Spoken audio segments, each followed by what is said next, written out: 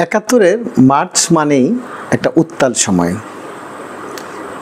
মার্চের শুরু থেকেই শুরু হয়েছিল নতুন এক বাংলাদেশ গড়ার আবাহন, এবং এই ক্ষেত্রে ৭ মার্চের ভাষণ, শেখ মুজিবুর রহমানের ৭ মার্চের ভাষণ খুব গুরুত্বপূর্ণ ভূমিকা ছিল। সেই ৭ মার্চের ভাষণের সেই ৭ মার্চের ভাষণে আমরা দেখেছি বা আমরা শুনেছি অথবা পড়েছি যে এই ৭ মার্চের ভাষণে বাংলাদেশের মানুষের এখানে যে আকাঙ্ক্ষা ছিল সেই আকাঙ্ক্ষার একটা প্রতিরূপ সেখানে ফুটে উঠেছে। কিন্তু সেখানে একটা জিনিস মিসিং ছিল, সেটা হচ্ছে বাংলাদেশের গঠন বা পাকিস্তান ভেঙে যে আমরা আলাদা হব সেই সিদ্ধান্ত টানতে পারেননি শেখ মুজিবুর রহমান। তখনও পর্যন্ত তিনি কিন্তু গোটা পাকিস্তানের প্রধানমন্ত্রী হতে চেয়েছিলেন। একাত্তরের ৮ মার্চ বিভিন্ন দূতাবাস থেকে বিভিন্ন বক্তব্য এসেছে। এরপর দিন, তার মানে একাত্তরের ৯ মার্চ খুবই গুরুত্বপূর্ণ একটি দিন। একাত্তরের ৯ মার্চ পল্টনে বিশাল এক জনসভা হয় মৌলানা আব্দুল হামিদ খান ভাসানীর। ভাসানী তখন নেপের প্রধান নেতা, এবং তিনি গোটা বাংলাদেশের মানুষের আকাঙ্ক্ষার প্রতীক হয়ে ওঠেন।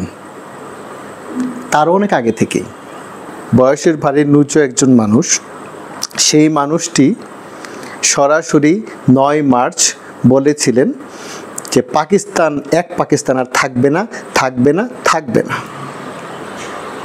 তিনি আইয়ুব খানকে আহ্বান জানিয়েছিলেন যে তিনি যেন বাংলাদেশ গঠনের প্রস্তাব মেনে নেন। তিনি সেটাও জানতেন যে এই প্রস্তাব তারা সহজেই মানবে না, আর এজন্যই তিনি তাদেরকে বলেছিলেন যে আবারও ভাষা আন্দোলনের মতো তিনি রাস্তায় নামবেন, শেখ মুজিবুর রহমানের সঙ্গেই রাস্তায় নামবেন।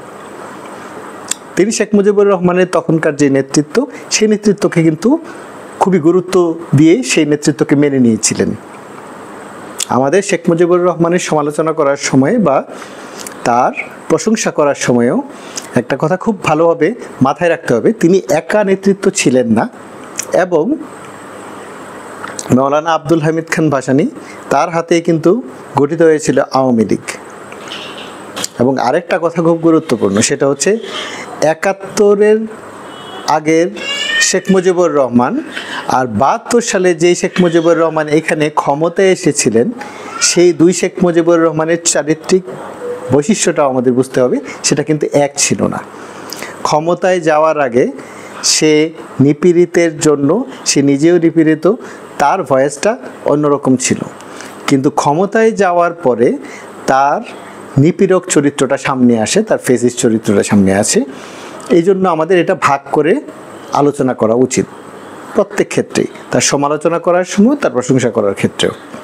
তাহলে আমাদের এই গণতান্ত্রিক ব্যবস্থা যে গঠন করেনি, সেই দায়টাও শেখ মুজিবুর রহমানের কাঁধে পড়ে, এবং আমরা সেভাবেই তাকে ব্যাখ্যা করতে পারবো। কিন্তু তিনি একা নেতৃত্ব ছিলেন না, এটা আমাদের মাথায় রাখতে হবে। ওই একই সময়ে, সমসাময়িক সময়ে কমিউনিস্ট নেতা সিরাজ শিকদার যেমন আন্দোলন করছিলেন, মৌলানা আব্দুল হামিদ খান ভাসানীও ব্যাপকভাবে জনপ্রিয় একজন নেতা ছিলেন। এবং এই যে আমাদের জাতীয় স্তরে যে নেতৃত্ব, তাদেরকে আমরা যদি না মূল্যায়ন করতে পারি, তাহলে আসলে আমরা মুক্তিযুদ্ধকেও যেমন মূল্যায়ন করতে পারবো না, সেই মুক্তিযুদ্ধের যে আকাঙ্ক্ষা, নতুন বাংলাদেশ, একটা গণতান্ত্রিক বাংলাদেশ গঠন, সেই আকাঙ্ক্ষার প্রেক্ষিতেই কিন্তু আমাদের সামনে এসেছে ২৪, যে আকাঙ্ক্ষা আমরা পূরণ করতে পারিনি বলেই ২৪-এর জন্ম।